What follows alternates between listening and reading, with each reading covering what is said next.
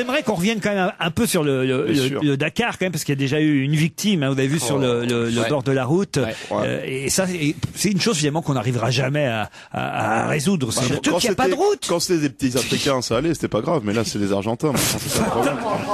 Le pilote a dit qu'il y avait trop de poussière. Mais vous croyez pas si bien dire, moi qui reviens justement du Dakar. J'ai quasiment fait une étape du Dakar, je peux vous dire. Oui, parce que pour une fois, j'ai quitté un peu Buenos Aires et j'ai voulu aller dans la Pampa, ce qu'on appelle la Pampa, 150, 200.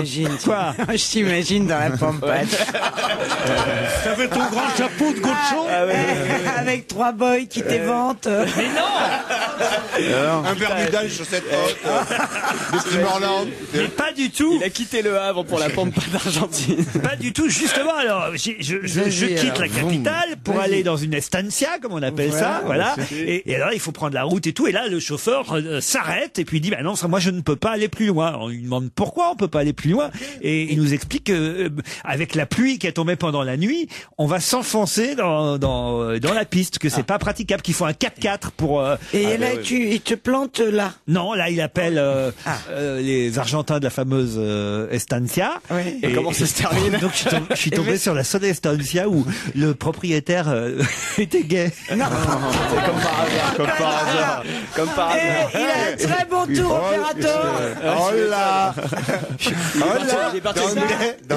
La mère de Joujou. Quand tu pars avec vacancesgay.fr, faut pas te... Comment tu t'en es aperçu? Quand il est parti avec mon mec à cheval. C'était la seule estancia de... T'imagines? C'est quand même assez rare. Qui te l'a dit? Et qui t'a dit ça? Le cheval. Elle est forte, la mère de Joujou. Laurent Ruquier, c'est quand même seul mec quand même qui a réussi à être cocu dans la Pampa, si tu veux. C'est quand même bon. Le truc qui arrive jamais. C'est ça, Bon, alors raconte. C'est surtout le seul mec qui ose dire à la radio à des millions de personnes Que son mec est gay. mon mec. D'ailleurs, c'est vrai, c'est pas mon mec en plus. C'est quoi le nom de l'Esperandia, là?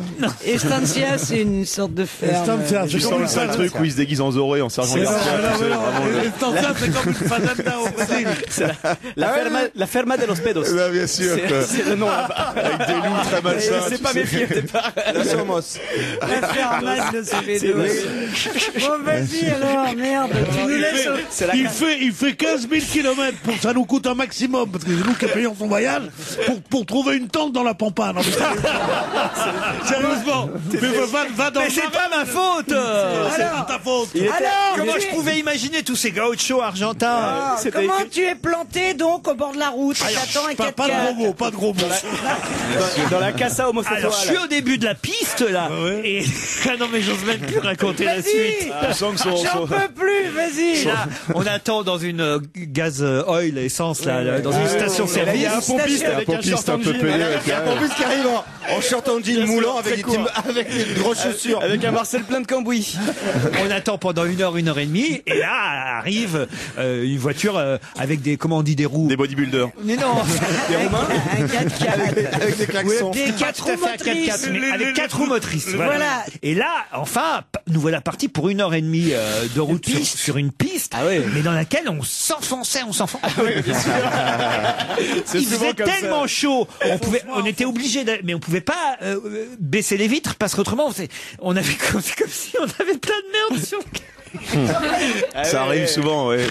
Sur le bras, ouais. Et donc tout ça sans sortir de la chambre. Mais non. Mais c'est. En tout cas, nous, on repartira avec Backroom Voyage. Ça a l'air bien. Mais qu'est-ce qu'ils sont cons. Le rapatriement sanitaire était inclus, c'était parfait. C'est pas ma faute si en partant en vacances, je suis tombé sur un propriétaire gay. Un propriétaire gay. En plus, on dit gay. Maintenant, comme on dit black pour les noirs, on dit gay pour les pèdes. Il y en a marre.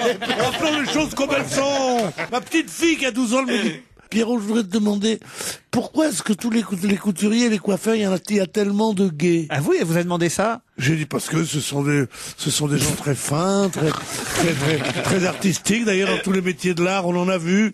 Michel-Ange, moi j'en connais qu'un qui vaut à peu près le coup comme pède. Michel-Ange, quoi. Regarde Michel-Ange, me dit qui d'autre? Je dis Michel-Ange. aussi, Michel-Ange. Bon. Non, c'est vrai, maintenant on dit les gays, Non, les mais alors gays. maintenant, on les peut gays. plus, Ils sont tristes, avoir la suite. ils sont tristes comme tout parce qu'ils n'ont pas d'enfants.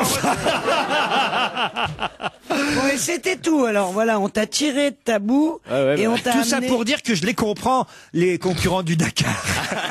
Ça doit pas être facile quand même. hein. Ils avaient hâte d'arriver sur le sable parce que dans la terre, c'est quand même pas Ah, t'as raison. J'avais compris là. Tu pars faire le Dakar, t'es une nana, tu rêves des Argentins, tu tombes que sur des PD dans la